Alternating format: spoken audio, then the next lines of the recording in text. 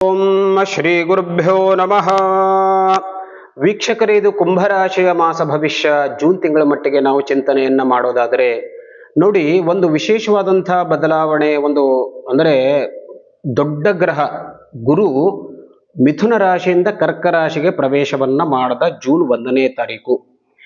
ಈ ಗ್ರಹಗಳ ಬದಲಾವಣೆಯಿಂದ ಕುಂಭರಾಶಿಯವರ ಮೇಲೆ ಯಾವ ರೀತಿಯಾಗಿ ಪರಿಣಾಮವಾಗಬಹುದು, ಒಳ್ಳೆಯದಾಗುತ್ತಾ ಅಥವಾ ಏನಾದರೂ ಸಮಸ್ಯೆ ಇದೆಯಾ, ಇದೆಲ್ಲವನ್ನ ನಾವು ಇವತ್ತು ತಿಳ್ಕೊಳ್ತೇವೆ. ತಮಗೆ ಆತ್ಮೀಯವಾದಂತಹ ಸ್ವಾಗತ. ನೋಡಿ ವೀಕ್ಷಕರೇ, ಈ ಕುಂಭರಾಶಿಯ ಒಂದು ಮಾಸ ಭವಿಷ್ಯವನ್ನ ನೋಡಬೇಕು ಅಂತಂದ್ರೆ ಮೊದಲು ನಾವು ಗ್ರಹ ಸ್ಥಿತಿಯನ್ನ ನೋಡ್ಕೊಳ್ಳೋದು ತುಂಬಾ ಒಳ್ಳೆಯದು. ನೋಡಿ, ಕುಂಭರಾಶಿಯವರಿಗೆ ಗೋಚರದಲ್ಲಿ ಸ್ಪೆಷಲ್ ಆಗಿ ಮುಖ್ಯವಾಗಿ ಕುಂಭರಾಶಿಯಲ್ಲಿ ರಾಹು ಕೂತ್ಕೊಂಡಿದ್ದಾನೆ. ಹೌದಾ, ನಿಮ್ಮ ಲಗ್ನ ಸ್ಥಾನದಲ್ಲಿ ರಾಹು ಮುಂದುವರಿತಾ ಇದ್ದಾನೆ.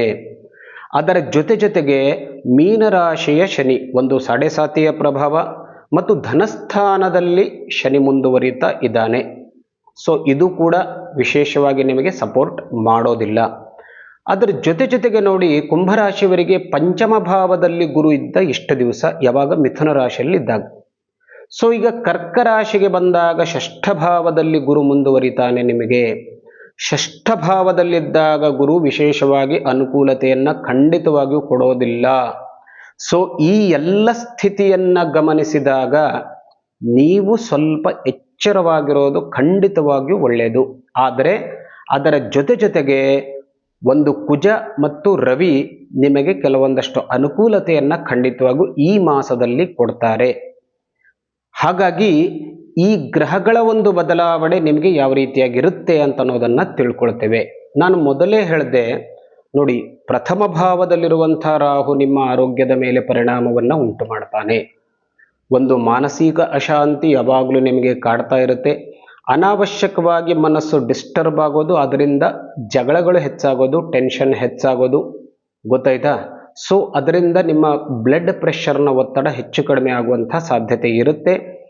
ರಾಹು ದೋಷವನ್ನ ಪರಿಹಾರ ಮಾಡಿಕೊಳ್ಳಿ. ಈಶ್ವರನ ಆರಾಧನೆಯನ್ನ ಮಾಡಿ ಎಷ್ಟು ಸಾಧ್ಯವೋ ಅಷ್ಟು ಮನಸ್ಸನ್ನ ಶಾಂತವಾಗಿಟ್ಟುಕೊಳ್ಳಲಿಕ್ಕೆ ಪ್ರಯತ್ನವನ್ನ ಮಾಡಿ. ಇದು ನಿಮ್ಮ ಎಲ್ಲ ಸಮಸ್ಯೆಗೆ ಇರುವಂಥ ಮೂಲ ಪರಿಹಾರ. ಆರ್ಥಿಕ ವಿಷಯವನ್ನ ಚಿಂತನೆ ಮಾಡಿದಾಗ ಇನ್ನೂ ಸ್ವಲ್ಪ ನೀವು ವೇಟ ಮಾಡಲಿಕ್ಕೆ ಬೇಕು. ಯಾಕೆಂದ್ರೆ ಶನಿಯ ಪ್ರಭಾವ ಮುಗಿಯಲಿಕ್ಕೆ ಇನ್ನೇನು ಕೆಲವೇ, ಅಂದರೆ ಸುಮಾರು 1 ವರ್ಷದ ಅವಧಿ ಮಾತ್ರ ಇರೋದು.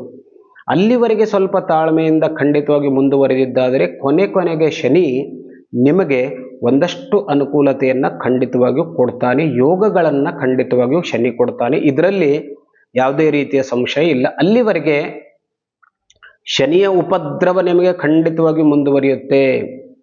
ಆರ್ಥಿಕವಾಗಿ ಒಂದಷ್ಟು ಹಿನ್ನಡೆಯನ್ನು ಅನುಭವಿಸಲಿಕ್ಕೆ ಸಾಧ್ಯತೆ ಆಗುವಂಥ ಕೆಲಸ ಕಾರ್ಯಗಳು ಖಂಡಿತವಾಗಿಯೂ ಆಗೋದಿಲ್ಲ. ಉದ್ಯೋಗದಲ್ಲಿ ಒತ್ತಡ, ಮೇಲಾಧಿಕಾರಿಗಳಿಂದ ತೊಂದರೆ ಮತ್ತು ಅನಾವಶ್ಯಕವಾಗಿ ಉದ್ಯೋಗದಲ್ಲಿ ಬದಲಾವಣೆ ಆಗುವಂತಹ ಸಾಧ್ಯತೆ ಮುಂದುವರಿಯುತ್ತೆ. ಇನ್ನು ವ್ಯಾಪಾರಾದಿಗಳ ವಿಚಾರವನ್ನ ಚಿಂತನೆ ಮಾಡಿದಾಗ ಕುಂಭರಾಶಿಯವರಿಗೆ ಲಾಭಾಧಿಪತಿಯಾದಂತಹ ಗುರು ಷಷ್ಠ ಭಾವದಲ್ಲಿ ಮುಂದುವರಿತಾನೆ. ಸೊ ಲಾಭದಲ್ಲೂ ಕೂಡ ನೀವು ಕೊರತೆಯನ್ನ ಕಾಣಲಿಕ್ಕೆ ಸಾಧ್ಯತೆ ಇದೆ. ಆದರೆ ಒಂದು ವಿಷಯ ಅಂತಂದ್ರೆ, ಒಂದು ವೇಳೆ ಕುಂಭರಾಶಿಯವರು ಯಾರಾದರೂ ವಿದ್ಯಾರ್ಥಿ ಜೀವನದಲ್ಲಿದ್ದರೆ, ಅಂದರೆ ನೀವು ಪರೀಕ್ಷೆಗೆ ಏನಾದರೂ ತಯಾರಿಯನ್ನ ಮಾಡ್ತಾ ಇದ್ರೆ ತಕ್ಕ ಮಟ್ಟಿಗೆ ನಿಮಗೆ ಅದರಲ್ಲಿ ಅನುಕೂಲತೆ ಇರುತ್ತೆ. ಶುಕ್ರ ಷಷ್ಠ ಭಾವದಲ್ಲಿ ಮುಂದುವರಿತಾ ಇರೋದರಿಂದ ಅನಾವಶ್ಯಕವಾಗಿ ಖರ್ಚಿಗೆ ಎಡೆ ಮಾಡಿ ಕೊಡ್ತಾನೆ, ಗೊತ್ತಾಯ್ತಾ? ಸುಮ್ಮನೆ ನೀವು ಅನಾವಶ್ಯಕವಾಗಿ ಹಣವನ್ನ ಪೋಲು ಮಾಡುವಂತಹ ಸಾಧ್ಯತೆ ಇರುತ್ತೆ. ಅದು ನಿಮಗೆ ಸಾಲದ ರೂಪದಲ್ಲಿ ಖಂಡಿತವಾಗಿಯೂ ತೊಂದರೆ ಕೊಡುವಂತಹ ಸಾಧ್ಯತೆ ಇರೋದರಿಂದ ಖರ್ಚಿನ ಮೇಲೆ ಹಿಡಿತ ಇರೋದು ಒಳ್ಳೆಯದು. ರಾಹು ದೃಷ್ಟಿ ಸಪ್ತಮ ಭಾವದ ಮೇಲೆ ಮುಂದುವರಿಯುತ್ತೆ. ಸಪ್ತಮ ಭಾವದಲ್ಲಿ ಕೇತು ಮುಂದುವರಿತಾ ಇದ್ದಾನೆ. ಇದು ಕೂಡ ದಾಂಪತ್ಯ ಜೀವನಕ್ಕೆ, ಗಂಡ ಹೆಂಡತಿಯ ಮಧ್ಯೆ ಒಂದು ಭಿನ್ನಾಭಿಪ್ರಾಯಕ್ಕೆ ಕಾರಣವಾಗಬಹುದು, ಗೊತ್ತಾಯ್ತಾ? ಹಾಗಾಗಿ ಅನಾವಶ್ಯಕವಾಗಿ ನೋಡಿ ವಾದ ವಿವಾದಕ್ಕೆ ಆಸ್ಪದವನ್ನ ಮಾಡಿಕೊಡಬೇಡಿ. ಕುಂಭರಾಶಿಯವರು ನೀವಾಗಿದ್ದರೆ ನಿಮ್ಮ ಸಮರ್ಥನೆಯನ್ನ ನೀವು ಮಾಡಿಕೊಳ್ಳೋದನ್ನ ಸ್ವಲ್ಪ ಮಟ್ಟಿಗೆ ಕಡಿಮೆ ಮಾಡಿಕೊಳ್ಳಿ.